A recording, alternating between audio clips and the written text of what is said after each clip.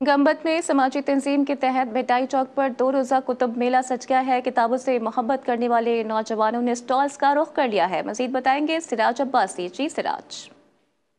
जी बिल्कुल, गंबट में जो है इल्म और अदब को उजागर करने के लिए सिंध फ़िक्री फ़ोरम की जानिब से 2 रोज़ा किताबी मेला लगवाया गया है। मज़ीद आइए यहाँ पर मौजूद शहरी से बात करते हैं कि उसका क्या कहना है। फ़िक्री फ़ोरम गंबट के नौजवानों ने यह जो जसारत की है हाफिज़ शेख किताबी मेला लगवाने का मकसद यही है नौजवान आएँ और किताब लें और किताब पढ़ें। किताबों से ही नॉलेज मिलती है, किताबों से ही ज़हानत बढ़ती है। उसके लिए हम नौजवानों से इल्तमास करते हैं वो आएँ और किताब लें और अपने नॉलेज में इजाफ़ा करें। जी बिल्कुल, आपने इसकी बात सुनी जिसका यही कहना था कि किताबों से ही जो है नॉलेज बढ़ती है। नौजवान आएँ और यहाँ पर किताब जो पढ़े हैं वो पढ़ें और नॉलेज में इजाफ़ा करें। जी।